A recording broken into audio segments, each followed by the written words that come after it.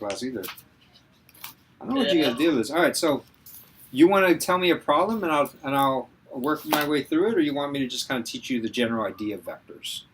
No, yeah, that'd be awesome. Here on chapter 3.2 vectors.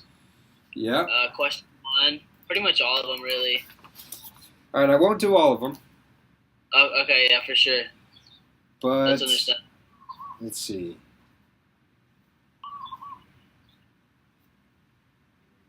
Let's do number 1. Let's do number... I did number 10, I think, before on a video. So you're going to have to watch that archive. Okay. I'm going to do number 11. That looks like the hardest one. The last one? Yeah. When I say the numbers, I actually don't have the question numbers that I give you because I think that it says number 4 for you. But if you look right next to it, there's like a little black number or a little red number or blue number that says, like that's number 11. That's actually from the textbook. It's number 11. Although it's only the 4th column I gave you. All right, let's do it. H2O is a water molecule. Is shown schematically in Figure 334. So here's H2O, and this is actually true. And this actually happens because of calculus. You have H. No, you have O. Wait, no. It's H2O. Right, so it's O and 2 H's. I don't know why I'm not thinking. Cool? Yeah. The distance from the oxygen atom to the center of the hydrogen atom is 0.96 angstroms. 0.96 A with a little dot over it. Find the angle between, and the angle between the hydrogen atoms is 104.5 degrees. 104.5 degrees. Got it? Yeah. How far are the hydrogen atoms from each other? Oh, wait a second. This is all backwards. There we go. How far are the hydrogen atoms from each other? What is the 2.8 thing that you wrote up on there? In the chat. Caleb was asking which homework are we doing? Oh, okay. Yeah. All right. So, here's what I would do. Okay. Do you see a triangle anywhere? Yeah. But better yet, I see a triangle too. It's this one right here. And if I knew parts of that triangle, I'd be scot-free. The problem is none of this trigonometry stuff, none of this I shouldn't say trigonometry, but at least the SOHCAHTOA stuff doesn't work unless we have what kinds of triangles. Do you know? Like one of the sides. No. Unless we have not the wrong triangle, but the right triangle. Oh. All right. Anyway, so do you see a right triangle anywhere? No, not at all. I see 2 of them actually. Oh, if you split it down. You ready? Oh, okay. See 1. I see 2. Right on. All right. Now, this is 104, but what is this? Half of 104? Yeah, sure. Let's just call it theta for now, because I'm just so darn lazy. Okay. I don't even want to waste brain cells on figuring out what half of 104 is, or take time to plug in my calculator. So if that's 104, and then I'm just going to call this thing L, if that's all right with you. All right. Got it? Then this height right here would be L sub y. Why don't we do that? Okay. And then this bottom part right here would be L sub x, but we don't even care about L sub x. I'm just letting you know. Okay. Like, this is the vertical part, and that's the horizontal part. That's why I have the subscript y and x on it. For sure. L sub y, see, I know what L is, and I know what theta is, and I can figure out what L sub y is if I have this handy-dandy formula called SOHCAHTOA.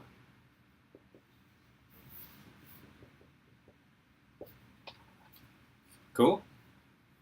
Yeah. Now, SOHCAHTOA tells me that sine of theta equals opposite of hypotenuse cosine of theta equals adjacent over hypotenuse, and tangent of theta equals opposite over adjacent. Now, in this case, my friend, we have the hypotenuse, we have the angle. Which side are we looking for? The opposite or the adjacent side? We're looking for the opposite. So which trig function would we use? So? Exactly, not TOA. Because look, my friend, Elijah, is if I use TOA, I would need to know information about the adjacent side. And I have no information about the adjacent side. So I don't want to use TOA, nor do I want to use CA, because that has an adjacent in it. But is the side opposite hypotenuse. Or the sine opposite hypotenuse. I know what the sine of theta is, because I know what theta is. I know what the opposite side, or I'm looking for the opposite side, and I have the hypotenuse. I have everything I need to solve for it. I can literally say sine of theta is equal to Ly over L. Are we cool with that? Yeah. In fact, I could write L sine theta equals Ly.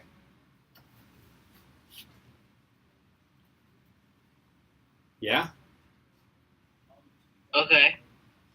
Okay, then put 0.96 times the sine of 52.4 is equal to what? Or that's equal to Ly, but what is the sine of 52.4? Then you multiply that by 0.96. What do you want to do, Ethan, by the way? Do you want to go into like some kind of science, or do you want to be like a English major, or what? You mean as far as college? Yeah, I was just curious. I'm pretty interested in science. More or less in the less mathematical side. Okay, so more of a biology kind of deal, which is not to say that the biologists don't do science or don't do math. Yeah, like archaeology, stuff like that, kind of. Interesting. All right, I was just curious. No, yeah, it's good to know. Yeah. Well, So, see, what I do is I tend to like tailor my lessons to what my students are interested in. All right. Anyway, what'd you get? Did you plug that into your calculator? Yes, I got 0.76. Good. That's what I got. 0.76. Got it?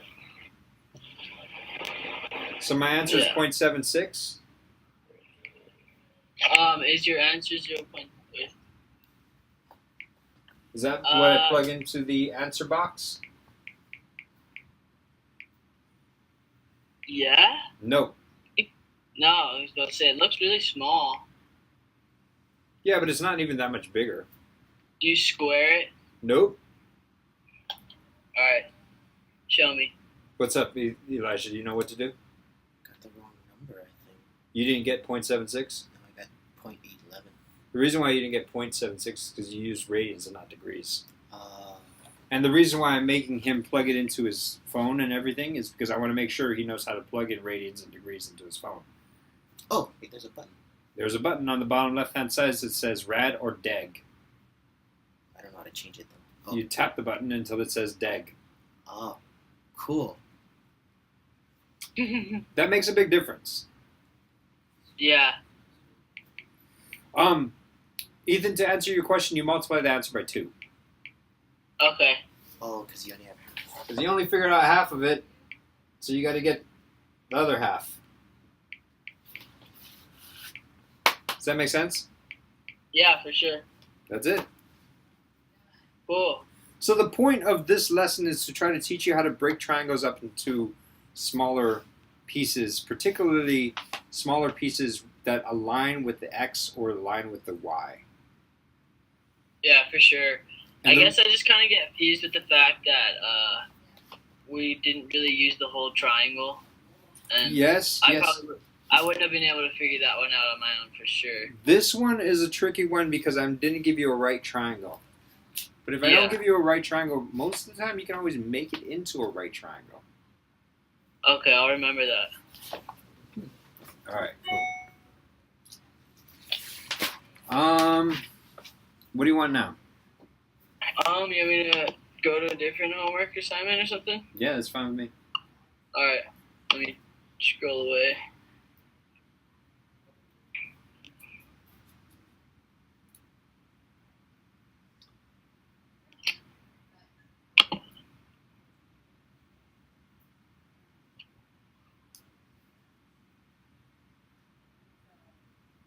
Oh, this one's a good one. Number 44 From which one? from section 3.5. Okay, let's do it. That one's a punk one. What I mean by punk one is like, wow, Mr. Dalton, you're such a punk for assigning this one. But Yeah, it's, I did that assignment today, and I did not do well on it at all. well, it actually is really helpful. Are you a skateboarder? Yeah. It's not helpful to your skateboarding. The physics isn't going to make you a better skateboarder. I'm just letting you know.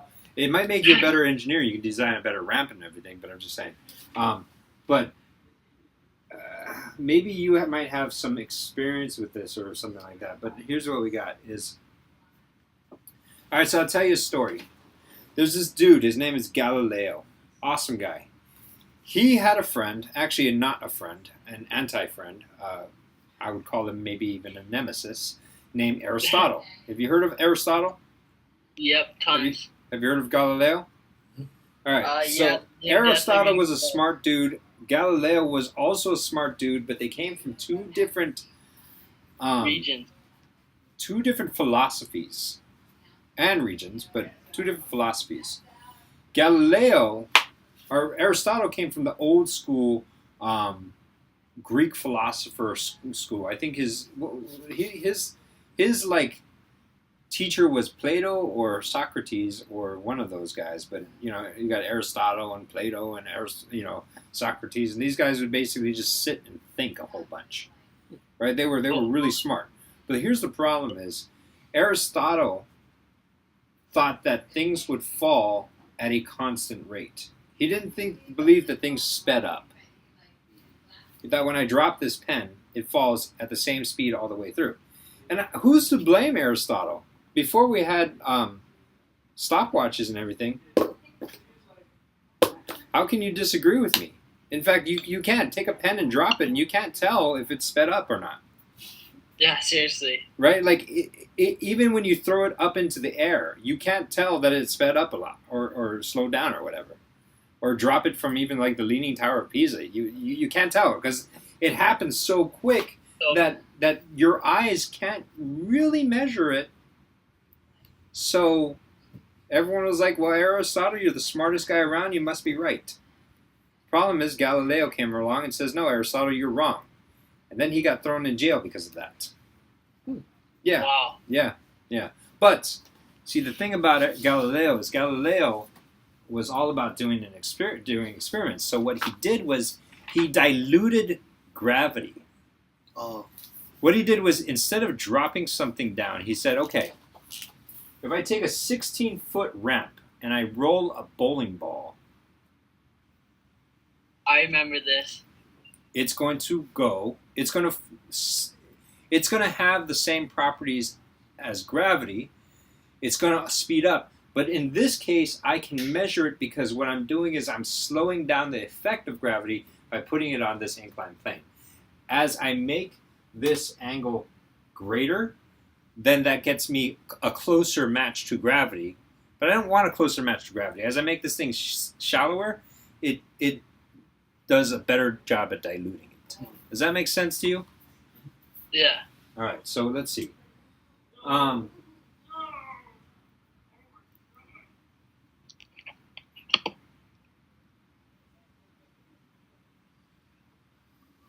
right, you know what? This is actually, the reason why I thought I was a jerk for teaching this to you is because I was like, wow, this is a pretty advanced concept that I wasn't planning on covering. And now that I'm reading it, I actually gave you the answer to the problem. Is the acceleration that it undergoes is actually g times the sine of theta. But I'll tell you what, since I've already got you guys this far, why don't I skip ahead and teach you this lesson is going to come out of the forces chapter when we covered it, but we still haven't gotten through two-dimensional motion. But I'll tell you what, why don't we just man up and do it? Excuse the man up comment for Kaylin, of course. This angle is theta. You got that? Yeah. Okay. Now, what I'm going to do is I'm going to make a coordinate system that looks like this. Or maybe I shouldn't make a coordinate system that looks like this. What I'm going to do is I know that gravity pulls straight down like this. Cool? Yeah. But the direction that the ball moves. Now, bear in mind that this is some advanced stuff, okay? So I might actually be covering stuff and you're going to be looking at it and be like, dang, that's heavy. All right? So don't freak out, all right? I don't expect you to be able to get this. I apparently gave you the equation right off the bat, but let's derive this equation from our brain because we're that darn smart. All right. The direction that this thing is going to be going in is this direction, down the ramp. Do you guys agree? Yeah. Now, in one-dimensional motion, when I would drop things like this, I often told you that, like, a lot of people like to call the coordinate system positive x, positive y, like this, right? Mm-hmm. But if the ball is generally moving down, then usually it's easier to call the coordinate system going down in positive y. And that freaked you guys out for a little bit, at least. Yeah? Yeah. Okay. All right. I got a question for you. Do you like taking vectors and breaking them into their components? I don't. I don't enjoy it, no. No, me neither. And if I can get around doing that, I totally do it all the time. You know what I mean? Yeah. So here's what I'm saying is, check this out. If this ball is going to be moving down in this direction, then you're going to have to break that direction into its components. And that's crazy as all heck. Because, and you don't understand this yet, actually you can understand this totally. What forces are acting on that ball? The downward pull. 9.8 plus whatever the slant is. Well, we call that the weight. The weight is equal to Divided. the mass times gravity. Okay? Yeah. Let's draw out some of the forces that are acting on this ball. Okay? But that's not the only force. Right? No. Because if that were the only force, this ball would go straight down. Yeah. But there's some force that is perpendicular to the ramp itself that is pushing on that ball as well. We call that the normal force. If you stand up, there's the floor that's pushing on your feet. That's why you're not falling through the floor. That's called the normal force. Oh, I get it. Does that make sense? Yeah, it's like the density or... Yeah. As you skateboard down this thing, the wheel, or the wooden ramp is pushing against your wheels, perpendicular to how it's contacting the wheels at, and that's called the normal force. Does that make sense to you? Yeah? Okay. Check this out. Another force that's acting on this, do you guys know of any other force that's acting on this ball? Or let's not even make it a ball, let's make it a block. So it's sliding down. Friction. There we go. Friction. And friction is going up like this. I'm going to call that F with a little f. As in force of friction. Sound good? Yeah. Alright, so check this out. We have this W acting straight up and down. We could call a coordinate system that looks kind of like this. We could call a coordinate system that looks like this. The good old standard coordinate system. Here's the problem.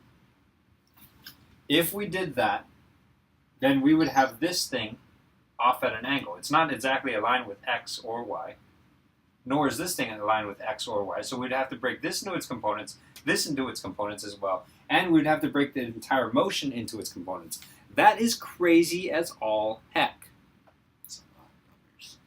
You guys Yeah, understand? I didn't understand that. What is that? Yeah, I didn't even really understand how you were explaining it. All right, here's what I mean. Whenever you have a vector, and this is the point of the chapter, whenever you have the vector that is going off at some angle, Yeah. we like to break all of those things up into their components, as in Vy and Vx. Just like on the previous problem when I had an L over here and I had Ly and Lx. Alright. You get it? Yeah.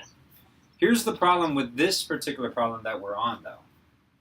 And I know this is advanced, but I'm telling you where it comes from. To be honest with you, to solve this problem, it's actually a lot easier. All you got to do is plug in the numbers that they gave you.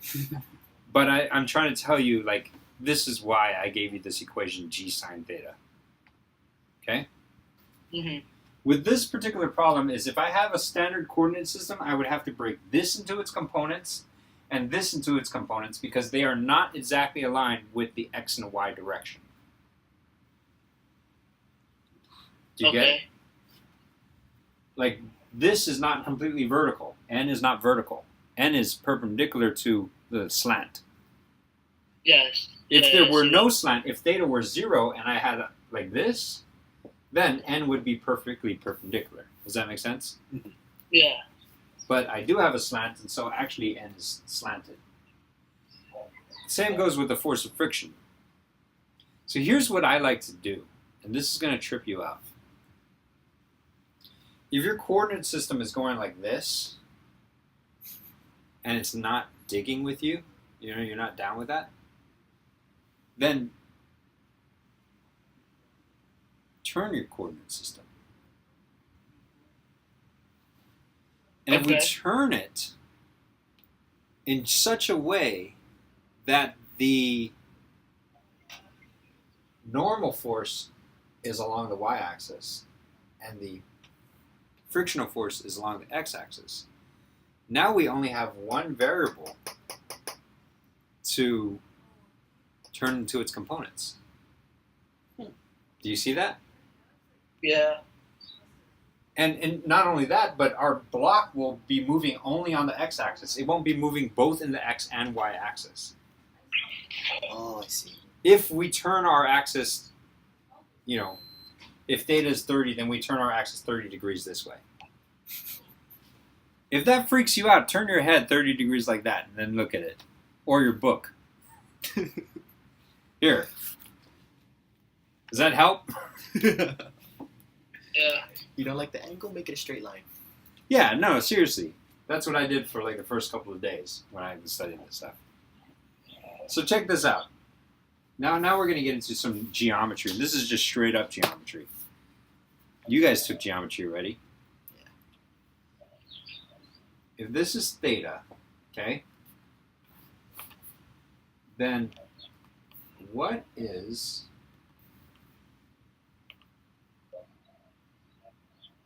this angle right here? See, this is perpendicular, and this is perpendicular. That's heavy. Okay, I'll show you. You ready? It's not hard. Would it be freaky for me to say that this is theta right here? If that's theta, then that's theta. That makes sense. Should make sense. Yeah? I don't know. Here, look, watch. This is all I'm saying. If this is theta, then this is theta. Okay, that makes sense. Right, that's all I'm saying here. Alright. Okay? Then let's zoom in right here. If that's theta, then what is this? Oh, the other half. If theta were 30, what is this one? 60. How'd you get that? Because that's a 90-degree angle. Times by 2. No? It's a right triangle. Because this is a right angle. So we know that's 90. So if this takes up 30 degrees, this takes up the rest of it. Does that make sense? Yeah. So we'll call this phi, which is different from theta. Phi is equal to 90 minus theta. Are we cool? Yeah. All right, fine. Now what I'm going to do is I'm going to zoom in right here. See this right here? Mm. That's also a right triangle, by the way. Yeah. This is a right triangle. And if this is phi, then what is this angle right here? Theta. It's theta. So you're saying that this is theta right here? What? Okay. So does that mean? So would you guys disagree with me? Would you say that's theta right there? No, not at all. I have no idea. Oh, I remember this. Actually. Ethan's like, what the heck is going on? This is All right, Ethan, here. mind blowing to a certain extent. I'll do the hand wavy proof to you. Okay? Alright. All right, let's do this. Toothbrushes. Got it? You're gonna like this one. Yeah. You totally agree with me with that. That's theta, right? Yeah. Here's my coordinate system. You see my coordinate system? Yep. All right. You ready? I should probably just start out like this. All right. I'm going to sweep out 30 degrees. Let's pretend theta is 30 degrees. I'm going to sweep out 30 degrees with this angle right here. Okay? So I'm going to turn my whole coordinate system so it sweeps out this much. Alright. Do you see that? Yeah, I see it now. I'll do it slow. Okay? How much Alrighty. did this sweep out right here? The head of the That's orange 30. toothbrush. 30 as well. 30. So this is theta, then that's theta. That's pretty cool. Yeah? Yeah. Alright, so That check makes this out. sense. Okay, so I'm going to erase this. And I'm going to say that I know this is W. Okay? But this is theta. Right? Yeah. Because my new coordinate system was this. Positive X, positive Y. We cool with that? Yeah. Okay. Check this out. I'm going to break this W into a WX and a WY. You understand that? Mm-hmm. And the amount of gravity that's acting is actually the gravity that's pulling it down in that direction. So I'm looking specifically at WX. We get that? Yeah. Your WX is actually... Alright, fine. I'm going to draw this triangle out a little bit better for you. This is a right angle. So WX, W, theta. Which trig function am I going to use, my friend? You have. Is WX the opposite or is it the adjacent side? You're gonna use opposite to There we find. go. So you- Because the You're gonna angle's want here, to so this is the opposite no? side. The reason why I'm making a big deal out of that is because usually people say that the bottom over here is an adjacent side, but that depends on where you define the angle. Because usually I've been defining the angle over here, right?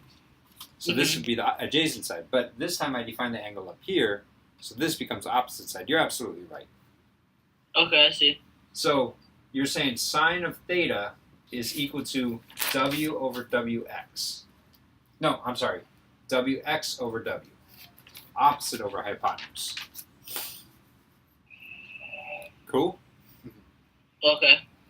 So W sine theta is equal to Wx. And you haven't learned this equation yet, but I'm just letting you know. This W was actually mg. You learned that. You know that, right? It's mass times gravity. Okay. But this is a force, and forces is mass times acceleration. Okay? Oh. Mass times the masses are on both sides. I can just cancel them out. Look at your acceleration that you got. Oh. So it accelerates at 9.18. 9.81 times the sine of the angle that you're using. That's cool. Times 30. Times the sine of 30. Sine of 30. Yeah. If you had an incline at 30 degrees. So this is actually telling you how much you're diluting gravity by. Does that make sense to you? Yeah, that makes sense. By the way, I'm curious, what is the sine of 90 degrees? 90 degrees. Sine of 90. Okay. Plug it into your calculator. 1. So you're telling me that if theta were 90 degrees, then the acceleration would be g times 1? Oh, because it's falling down. Yeah, but look, if you took this thing, a ramp, and you made it a 90-degree ramp, how fast would that ball or that cube accelerate? Speed of gravity. It would it'd just go. fall. You don't would- even need the ramp. There's no ramp. Yeah. It'd be like putting a pen up against the wall and then dropping the pen and saying, how fast did it accelerate? Well, I could have put the pen in the middle of the room and dropped it. It would still accelerate at the same speed. Or the same acceleration. Interesting. What if theta were 0? What's the sine of 0? 0. Sine of 0 is 0. So if theta is equal to 0, then you're telling me the acceleration would be 0. Because gravity times 0 is 0. Right. You know what that's doing? I'll show you. You ready? I'm going to put a pen right here. Let's watch it accelerate. You ready? Go! What you did when you made theta 0 is you basically got rid of your ramp. How fast is the ball moving? 0 degrees. It's not moving. Yeah. It's on a flat surface. What do you want from me? Like, literally. You're insane. You know what I mean? So this thing actually makes sense. So Galileo actually figured this thing out. Then he figured out some sine functions, and he was able to calculate gravity. That's crazy. And he was able to get like 9.5 something. I mean, he didn't get it spot on, but he was able to get it because what he did was he got a really long ramp that he could, so like a 16-foot ramp, and he used a ball, and it rolled down, and so it had very little friction. And then he calculated out the angle, and he basically probably used a tangent function to calculate the angle that he set this thing at. And then he used this formula right here to say, well, the angle that I have, here's how the angle affects gravity. So then what he did was he took his acceleration that he measured, and he divided it by sine of theta, and that's what he got used to get gravity. Because to get g all by itself, you just divide both sides by sine of theta. Wow, that's so crazy. I know, the dude was smart, yeah? Yeah. How do you even start on that path? Yeah, you should see what the guys doing quantum mechanics figure out, man. I'm scared of them. I don't even want to meet them in a dark alley. I know. It's so gnarly. Yeah, but anyway, Galileo did that. Turns out Galileo was right, and actually, that's a good thing for me and Elijah. And I don't mean to make this a ratio thing, but a racial thing, not ratio. A racial thing, but had it not been for guys like Galileo, I would be a slave. Elijah, you too. Yeah. Yeah. Heavy. Because Aristotle was basically go with what the, go with tradition versus Galileo, which would say, Go with what Stand up works. for like yourself. Right. And then, like, for me, I'm a Filipino ancestry, tradition is to enslave us. Fully. Whereas, Was I've never met you, Ethan, so I'm not going to say anything about you, but I'm just saying. All the girls, no science for girls, not allowed. And no science for, non-Greeks or Europeans, I suppose. But it's, not of the right skin color. but it's actually the Indians who came up with a lot of the algebra. Really? Yeah. That Indian crazy smart. Yeah, Indians. The guys from India were the guys who came up with the concept of zero. So, math. They have this show on Netflix called The Story of Maths. You guys should watch it. It's pretty interesting. The story of what? Story of Math. Okay. It's 3 episodes long. It's this Harvard professor traveling around the world, finding all the history of math, and it's actually fascinating. Well, at least to a nerd like me. I'm actually curious. Yeah, it's great. It's great stuff, and you find out that actually it wasn't the Europeans who, in fact, it was the Europeans who stole a lot of the credit for inventing the math that the Indians made. Because they're the first people to write it down. Oh, so they took the credit. Oh, that's sneaky. Well, because they get to write the history books. Anyway, we're getting into some philosophy here, but that was actually a really good problem, and it's actually that problem didn't have anything to do with these vector things that I've been trying to teach you. It did. It did. It totally had. This thing is all the vectors. This is what you need. And to be honest with you, dude, vectors are not that bad. This whole chapter on vectors, once you get this SOHCAHTOA thing, once you get that thing where you go like, if this is L, then LX, and that's theta, then, or I'm sorry, this would be LY. LY is equal to L sine theta, and LX is equal to L cosine theta. Once you get that down, which is basically what we did, right? This whole chapter is basically just reinforcing that. Yeah, I agree. Once I get the hang of it, I fly through it. Well, the reason why I'm making you do this is because this is the bread and butter that we use for two-dimensional motion. I expect you to pull this out of your head as fast as you can solve for solve regular algebra equations. Yeah, it just should be like the first step. Yes, in fact, I even call this the no-brain step. Before I even start thinking about the problem, I take this L, which is a vector that has an angle, and I break it up into 2 parts. I don't even know how to start the problem, and I'll do that. In fact, usually that helps me start the problem when I basically say, I don't know what I'm doing. I'm just going to start doing this, and maybe after a while I'm going to get inspired. And then I'll do that, and I'll be like, oh, This works. this works. Let's go with this down this path. But you don't even need to know what the first step is, and you should do this. Cool. This is like the 0th step. Yeah. You got it? So, yes, I'm going to give you a whole bunch of problems that have to do with vectors, because when you get to two-dimensional motion, we're going to basically be applying we're going to be the trick behind two-dimensional motion, and I don't know if you've been attending my last archives, but the trick behind two-dimensional motion is it's really just one-dimensional motion with this extra flavor added to it. And I don't know if you feel like you've mastered the 1D motion yet, but that stuff's not that bad.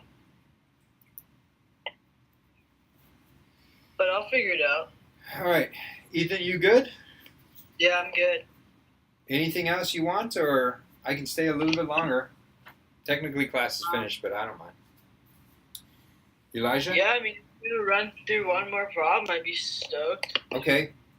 Ooh, let's see. You want to maybe do I want to do a hard problem. Alright. I like doing the hard problems with you because it would be dumb for me to do the easy problems with you. For sure. All right, here's a good one. Oh, this looks so. So like, I don't know if you noticed these little dots by the problems, Yeah. but if there's one dot, it's an easy problem. If there's two, it's hard, and if it's three, it's almost impossible. Okay. I've It's given you a three. few threes. It's 3 missing dollars just being mean. Yeah, yeah, I'd be mean a lot. But, dude, I'm giving you guys, like, we should have been done with vectors in the first 3 weeks of class. We shouldn't even have covered any of that math stuff that I covered with you.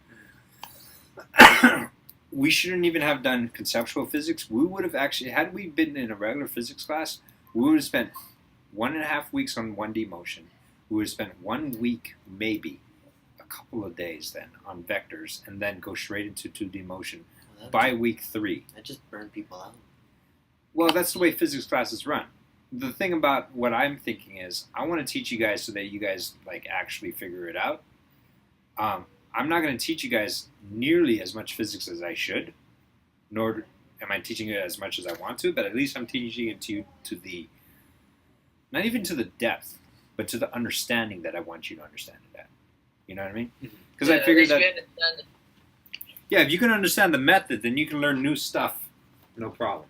The first steps. Well, That's just the same philosophy I took with my chemistry classes. If they can handle the caliber of this stuff, then when they get the new stuff in chemistry, they're gonna still be able to keep that same level of quality of work.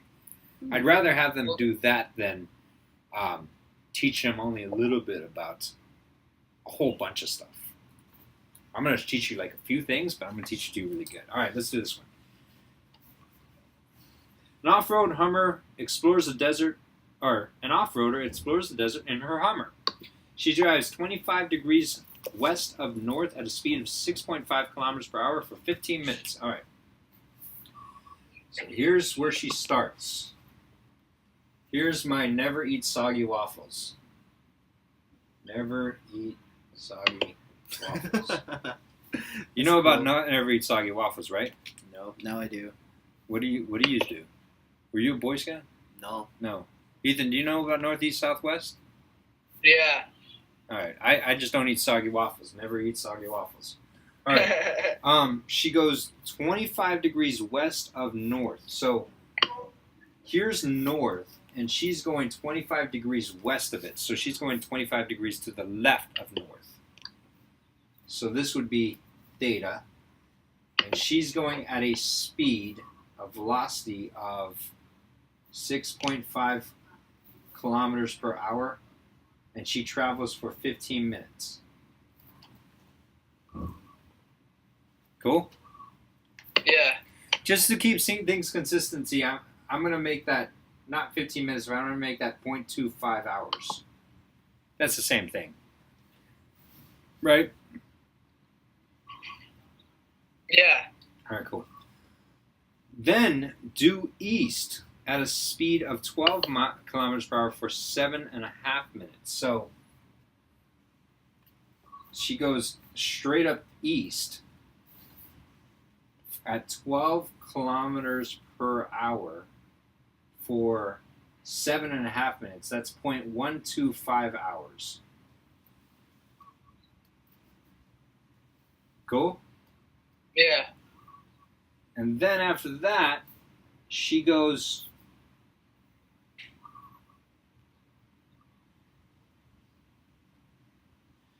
she completes the final leg of her trip in 22 minutes. Oh, I see. The final leg of her trip is basically she needs to go back to where she started. Oh. All right, well, we know the time takes her 22 minutes. Cool? Mhm. All right. So here's what I'm going to do. What it's asking for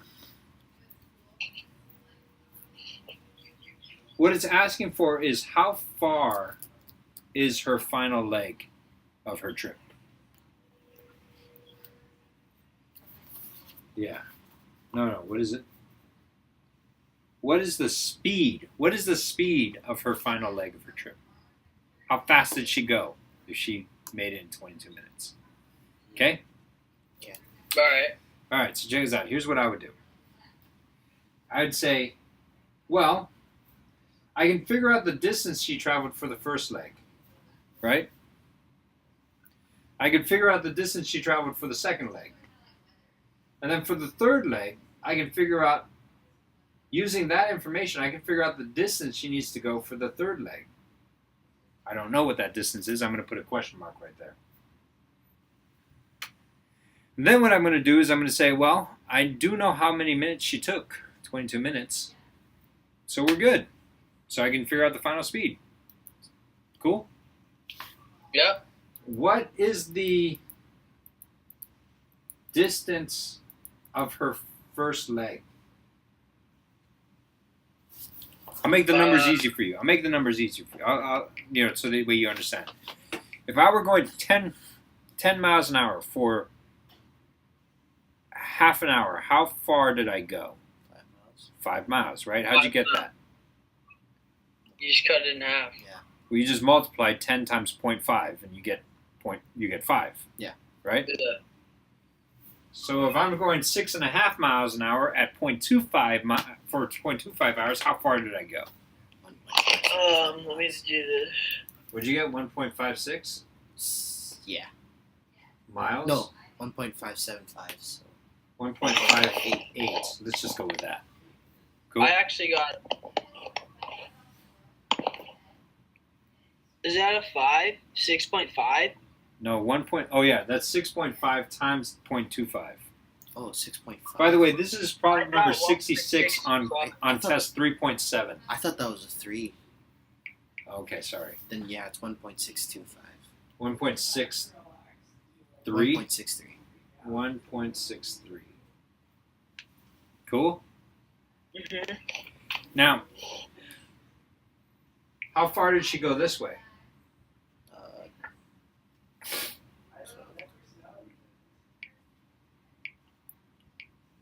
1.5. 1.5 miles? 1.5 Yeah. miles? All right. All right. Check this out. Before I even solve this problem, I'm going to break all of my vectors that are at angles into components. Now, this vector up here is not at an angle. He's going perfectly east, right? Right. No breaking up into components there. No need.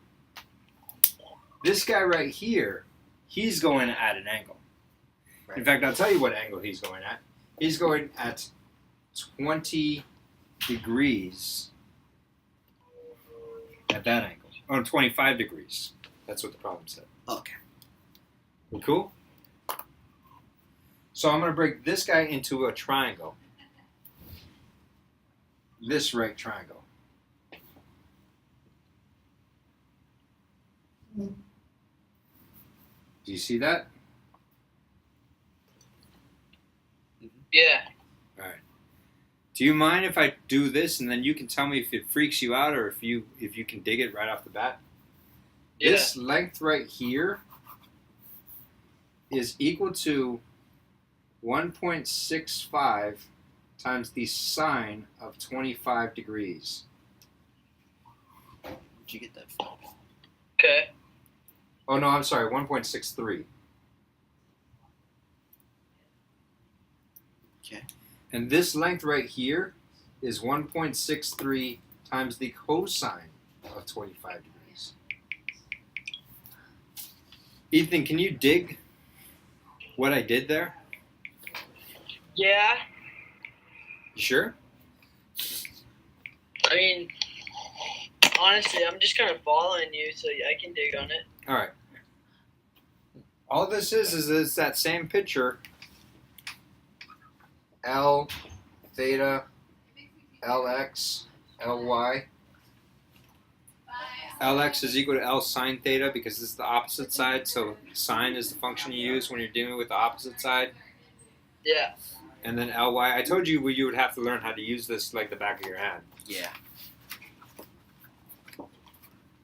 So I just did that step without writing down sine of theta, cosine theta, and all that kind of junk. But if you still need to do that, which you do totally still need to do that, you can do that. if you've been studying physics for 20 years like I have, then I can just skip it. Yeah. We cool? Yeah, for sure. So check this out. What is 1.63 times the sine of 25 degrees? 0.688.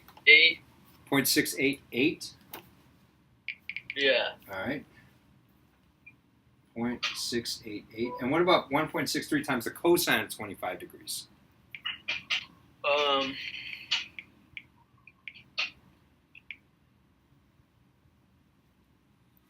1.477. 1.477. So what you're telling me, my friend, is if she started here and went 1.63 miles this way at an angle of 25 degrees, she could have instead start here and go 0.688 miles west, then make a 90-degree turn and go 1.477 miles north, and it would have amounted to the same thing. Yeah. Right? So what I'm doing here is I'm taking this vector and I'm breaking them up into his components. This is 0.68, and this is 1.477. We cool? Yeah. All right. Then this is 1.5 miles. I drew it differently because she only went 0.68 miles to the left, but she went 1.5 miles to the right. So apparently to get back home, what is the x component of the triangle that she needs to get back home? Do you get it? Mm-hmm.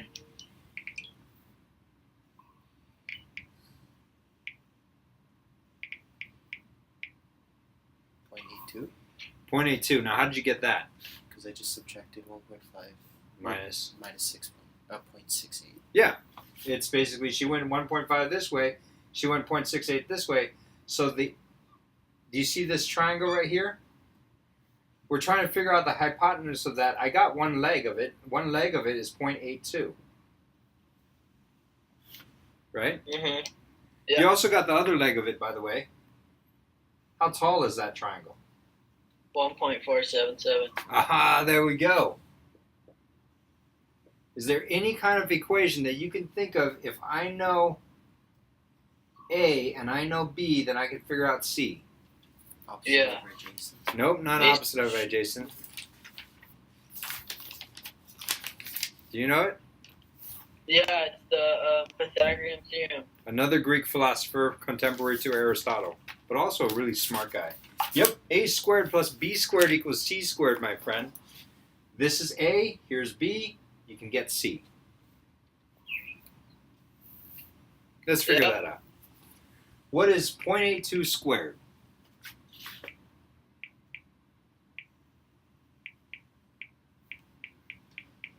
0.6724. Actually, I'll tell you what, why don't you try to figure out what C is, and I'll see if you got it right.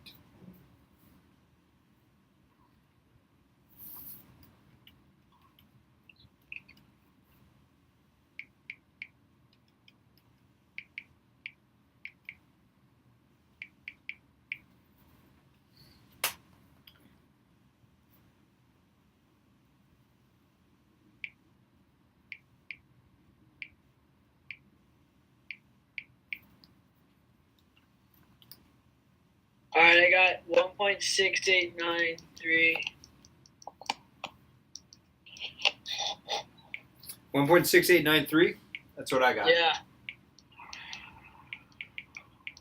So she's got to go 1.6893 miles in how many minutes? 22. 22 minutes. So can I get the speed she traveled at? I just take how Yeah. far she went divided by how fast she went, or how long it took her. Yeah. Keep in mind, you got to convert that 22 minutes into hours. So we're looking at miles per hour. So you divide 22 divided by 60. And you want to use that number.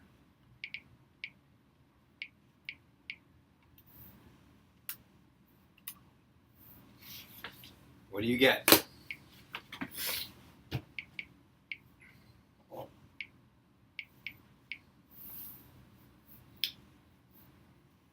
.217.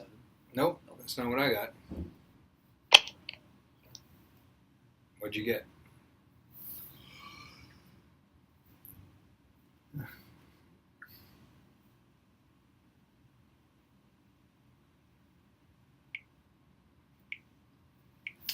Physics class can be kind of boring because I'm just waiting for you guys to calculate out things.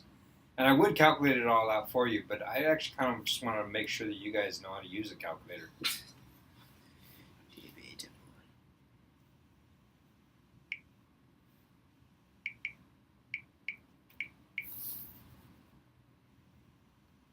What'd you get? Just writing down some numbers, making sure I have the right ones. I love solving physics in coffee shops. Makes me feel like I'm smarter than everyone.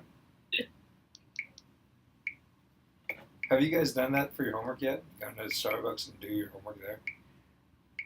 No. You should try it.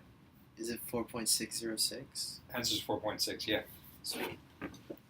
I got 4.607, but Oh, well, if you round it up. actually what I told the computer is I said, give them the correct answer if they put in 4.6 plus or minus 0.5. So you could actually have put in 5.1 And still get and still get the right answer. Oh. You could have put in That's great. 4.1 and still get the right answer. I don't care about sig figs as much as chemists do. Well, for them, it's sort of. No. Sig figs matter, and you should know it. But if I were a jerk and I really was a stickler on sig figs, on top of trying to make you understand this stuff too, That's just kind of. I think you guys would just cry, right? So then I said, all right, fine. I'm going to relax on sig figs, and I'm going to do that. So I give you guys huge margins of error. Sweet. All right, can I solve one more problem for you? Yes. Yeah. You're like, shoot, I don't care. I mean, you're solving problems for me. All right. Here's the second problem: is we have the magnitude, but what they were asking for is a vector, and a vector includes what kind of information? Direction. Direction as well. So you need to tell the lady, hey, lady, she happened to drive 6.5 miles or kilometers per hour for a quarter of an hour, and then 12 kilometers per hour to the right at 1.2 or 0.125 hours. And then you say, well, lady, you're going to have to, if you want to get back to your home in 22 minutes, you're going to have to drive at 4.6 miles per hour, or kilometers per hour. I'm sorry. I'm switching kilometers and miles. It doesn't really matter over here because we didn't do anything crazy with that. But, yeah, you're going to have to drive 4.6 kilometers per hour, right? And she'd be like, sweet, and she'd gas it and go 4.6 kilometers per hour that way. And now you're not at home. And you are so lost, right? So then what you got to say is, no, lady, you got to go at 4.6 kilometers per hour at this angle right here, theta, south of west. Because she's going to plug into her GPS or something like that, or look at a compass. Mm-hmm. And if west is going this way, she needs to go south of that. Right. And we need to figure out what that angle is. Isn't it just 82 right there? No, 0.82, that's the length of this thing. Oh. Here. 0.82, 1.477. How do you figure out the angle? Well, you have a right angle. How we were right there. doing that last problem?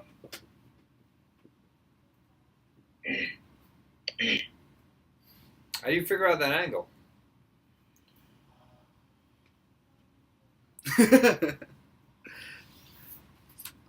Verges. Excuse me, I'm tired. Toa. Toa, there we go. Oh man, you're so smart. That's amazing. Yeah, the tangent of this angle is equal to the opposite divided by the adjacent. And you already figured out what the opposite and adjacent is. So all you do is you say tangent of theta is equal to 1.477 divided by 0.82. Right? Yeah. And then you say theta is equal to the tan inverse of 1.477 divided by 0.82. If you took trigonometry, or if you've taken trigonometry or even geometry, you would know how to use that tangent inverse. And if you look on top of your calculator, which this might not be your calculator, but you see the tangent function right here, and then right above it you see that tangent with the negative 1 by it. Yeah. What you I do got it. is you say, all right, fine. Oh, I see it. Second tan inverse button of 1.477 divided by 0.82. Close parentheses, Is that all in the? Okay. enter. And I get 60.96 degrees. Okay, good. I thought my answer was like way off. Yeah, I have the same. Actually, I told the computer that the answer was 62 degrees. Oh, I should have told it was 61 degrees, but guess what? I gave you a margin of error of 2. So you could have put 60 degrees, you could have put 64 degrees. I would have still given you the right answer. I like margins. You could have put 60.96 and you would get the right answer. Sweet. Awesome. So then what you do is you tell the lady, look, lady, Oh, you got to Yes, travel man. at 62 degrees south of west at exactly 4.6 kilometers per hour, and you will drive for 22 minutes and get exactly back where you started. Like, that's pretty freaking awesome that, like, you know, you can just figure that out. right, like if you were lost in the woods and you basically had to Boy Scout this stuff, you could figure out how to get back. Oh, It's heavy. Knowing how far you walked and at what angles you walked, or in what directions you walked at, and if you were a Boy Scout, you would kind of write that information down. You'd be like, I walked for 10 miles and I did this, you know, and then you could use trigonometry, basically all of this stuff, to get your way back home. Boom, fastest way back home. I'm gonna go, you know, and basically you take your compass out and you should be like, oh, I'm gonna go west. No, not west, but I'm gonna go 62 degrees south of west. I'm gonna walk for 1.68 kilometers, and I'm going to get back home, my friend. I know, it's pretty cool. that's pretty neat. That's funny. The point that I'm trying to make is this. This problem actually became super easy when we took something that was at a vector and we broke it up into its x and y components. And then it just became adding and subtracting.